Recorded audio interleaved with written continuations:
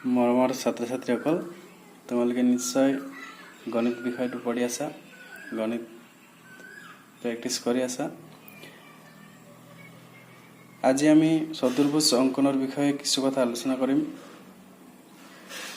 দুটা সন্নিহিত অৰ্থাৎ ওচৰা ওচৰিকৈ থকা দুটা বাহু আৰু তিনিটা কোণ দিয়া থাকিলে কেনেদৰে চতুৰ্ভুজ অংকন কৰা হয় শিকো আহা।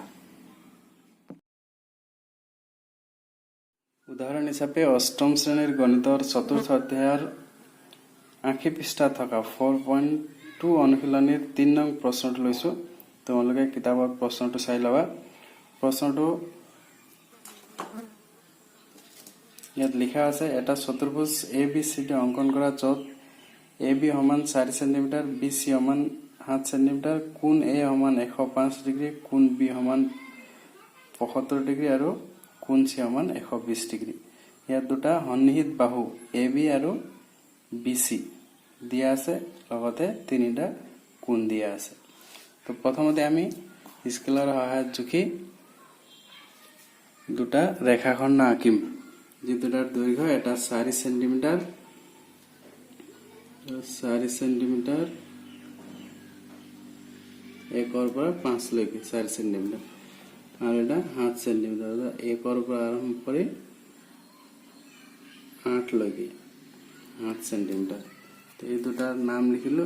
৪ সেণ্টিমিটাৰ থকা বাহুটো বা ৰেখাখণ্ডটো হৈছে AB আৰু ৭ সেণ্টিমিটাৰ থকা ৰেখাখণ্ডটো হৈছে BC। তাৰপিছত আমি এডাল ৰেখাখণ্ড অংকন কৰিম। ইয়াত এডাল ৰেখাখণ্ড অংকন কৰিলো, যিকোনো দৈৰ্ঘ্যৰ ৰেখাখণ্ড এটা, আৰু এইটো এটা ৰেখাখণ্ড আমি অংকন কৰিলো। এতিয়া ৰেখাখণ্ডটো যিকোনো নাম দিব পাৰি। তোমালোকে AB নাম দিব পাৰিবা, নহলে BCও নাম দিব পাৰা। দীঘল BC আছে, গতিকে BCটোৱে নাম দিছো। তো আমি BCক দিবলৈ প্ৰথমতে B আৰু Cৰ দৈৰ্ঘ্যটো এনেকৈ জুখি ললো। জুখাৰ পিছত এটা বিন্দুত কম্পাছত জোঙা মোৰা চেপি থৈ এফালে কাটি দিলে। এইটো হৈছে আমাৰ ধৰা এইটো C আৰু এই বিন্দুটো B। ইয়াত য'ত কটাকটি কৰিছে এই বিন্দুটো হৈছে B। তাৰপিছত ইয়াৰ দৈৰ্ঘ্যটো হৈছে ৭ সেণ্টিমিটাৰ। আমি স্কেলৰ সহায়ত জুখি দৈৰ্ঘ্যটো উলিয়াইছো ৭ সেণ্টিমিটাৰ।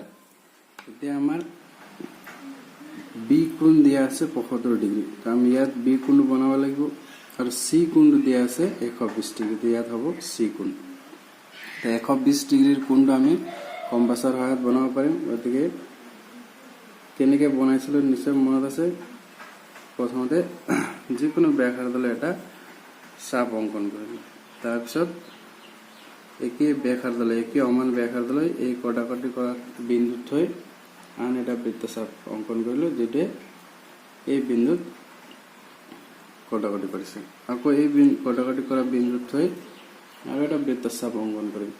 ইয়াত বৃত্তচাপ অংকন কৰিলো, আকৌ এই বিন্দুত কটাকটি কৰিছো। তো আমি এই বিন্দুত যেতিয়া সংযোগ কৰি দিম,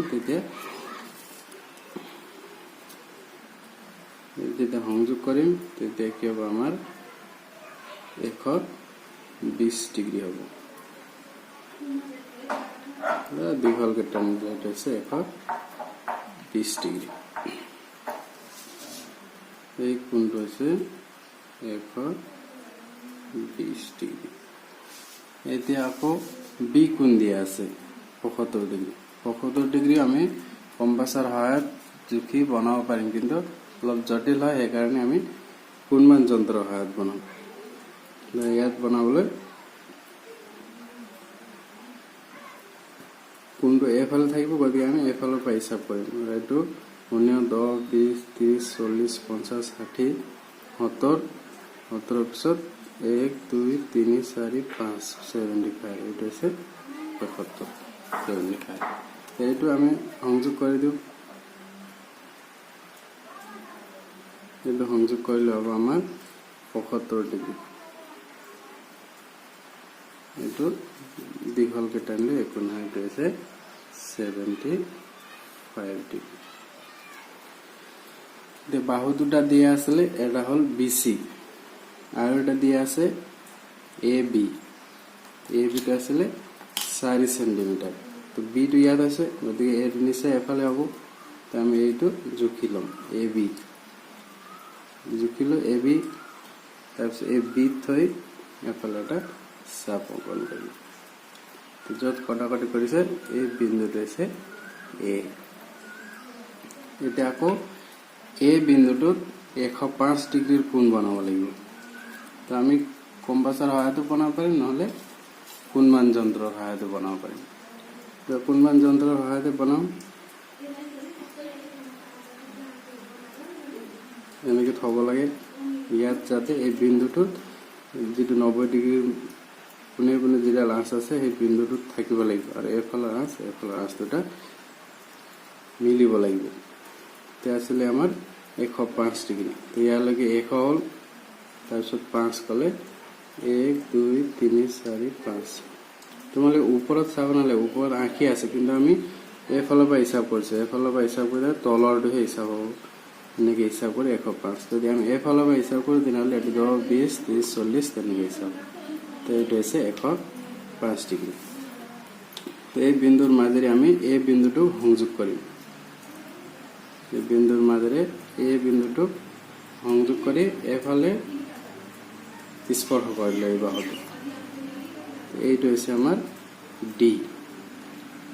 A B C D এইটো হৈছে আমাৰ আঁকিবলগীয়া চতুৰ্ভুজ, য'ত C কোণ 120 ডিগ্ৰী, প্ৰশ্নত তেনেকৈ দিয়া আছে C কোণ 120 ডিগ্ৰী, B কোণ 75 ডিগ্ৰী, B কোণ 75 ডিগ্ৰী, A কোণ হৈছে 105 ডিগ্ৰী, 105 ডিগ্ৰী। তাৰপিছত AB সমান 4 সেন্টিমিটাৰ আৰু BC সমান 7 সেন্টিমিটাৰ। তো তোমালোকে এনেকৈ চতুৰ্ভুজ অংকন কৰিব পাৰিবা যেতিয়া 3টা কোণ আৰু 2টা সন্নিহিত বাহু দিয়া থাকে।